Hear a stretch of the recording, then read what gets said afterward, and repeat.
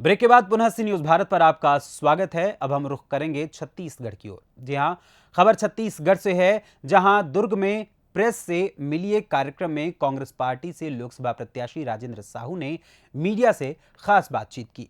दुर्ग जिला press club के द्वारा आयोजित प्रेस से मिलिए कार्यक्रम में कांग्रेस के अधिकृत लोकसभा प्रत्याशी राजेंद्र साहू ने पत्रकारों के साथ विभिन्न मुद्दों पर चर्चा की। चुनावी दौरों को लेकर उन्होंने कहा कि लगातार जनसंपर्क कर रहा हूं, जनता का भरपूर प्यार मिल रहा है, जिससे मैं अभिभूत हूं। कांग्रेस के कार्यकर्ता भी बूथ स्तर पर पूरी ईमानदारी के साथ प्रचार प्रसार कर रहे हैं। इस दौरान राजेंद्र साहू ने सांसद विजय बघेल पर भी जमकर निशाना साधा। उन्होंने कहा कि जनता ने उन्हें चुनकर सांसद बनाया था, लेकिन उन्होंने जनता की समस्याओं को एक बार फिर संसद पटल पर नहीं रखा और न ही कभी किसान के मुद्दों पर उन्होंने संसद में चर्चा की। जबकि कांग्रेस पार्टी हमेशा से आम जन के मुद्दों को लेकर आंदोलन करती रही है और 2018 में राज्य में कांग्रेस की सरकार बनने के बाद हमारी सरकार ने किसानों को सशक्त बनाने के लिए अनेकों कदम उठाए। आज जो समर्थन मूल्य किसान को मिल रहा है, उसका श्रेय सिर्फ और सिर्फ कांग्रेस सरकार को ही जाता है। आइए सुनाते हैं इस दौरान उन्होंने और क्या कुछ कहा। क्या है ये समाज जो है, समाज का पदाधिकारी अपने हिसाब से बयान देते हैं और उसमें हमको कुछ कहना उचित नहीं होगा। जी, लगातार कांग्रेस के पदाधिकारी भाजपा में शामिल होते दिखाई दे रहे हैं रोज। कितने लोग शामिल होते हैं और कितनी संख्या लिखी जाती है, इसको सब जानते हो, ज़्यादा कुछ कहने की जरूरत नहीं है उसमें। कल भूपेश बघेल जी ने जो एक दिशा दिखाई है, किसान के फसलों का दाम सही देकर, उसको आज भाजपा लेके चल रही है। किसानों का कर्जा माफ़ करने का काम किया।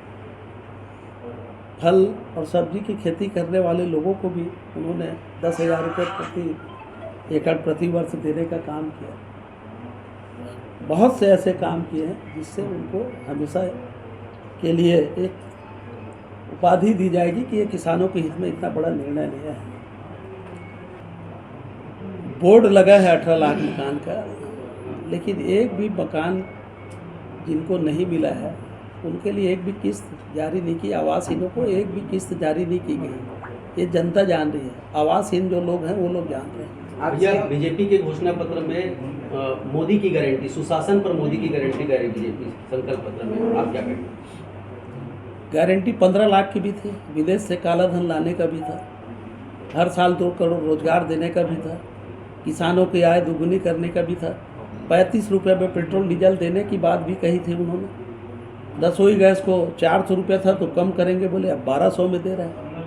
गारंटी ऐसी है। लेकिन इस बार तो मुफ्त बिजली देंगे, मुफ्त राशन देंगे कह रहे हैं। जो राशन छत्तीसगढ़ में 35 किलो मिल रहा था, अब उसको एक परिवार को, उसको नए राशन कार्ड को आप देखेंगे प्राथमिकता कार्ड में 5 किलो कर दिया प्रति व्यक्ति। पहले राशन में कटौती कर रहे हैं छत्तीसगढ़ में। उसको देखिए ना, राशन कार्ड देखिए।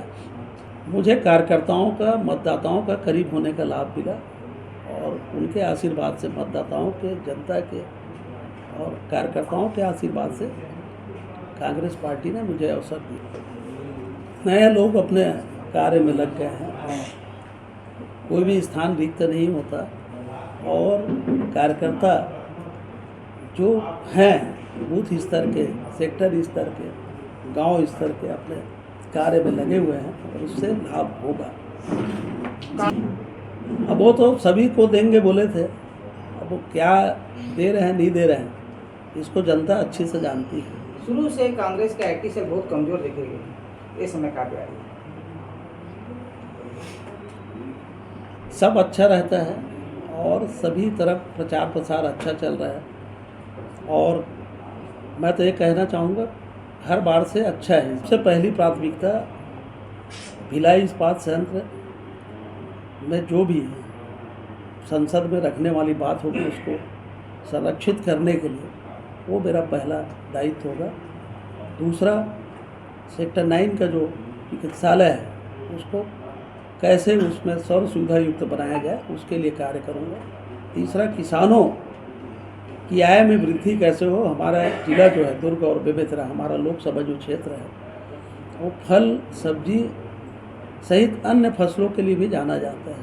उनको हम क्या सुविधा दें, क्या ऐसी योजना दें जिससे उनको उनके फसलों का दाम, किसानों को उनके फसलों का दाम अच्छे से मिल सके, इसमें प्रयास करो। उसकी जांच कराएंगे और जांच करा के अभी तक मतलब को आवास को आवंटित भी नहीं किया गया, ऐसा क्यों? उसकी जांच कराएंगे और जो लोग उसके लिए पात्र हैं उनको तत्काल मुहैया करा के उसको संरक्षित करेंगे, सुरक्षित करेंगे। गौठान खत्म करने की बात हो रही है, भाजपा ने गौठान खत्म कर दिया। उसके साथ ही जो यादव समाज जो गोबर खरीदी होती थी उसको भी बंद कर दिया गया है, ऋण माफी तक बंद कर दी गई और राजीव गांधी युवा मितान क्लब,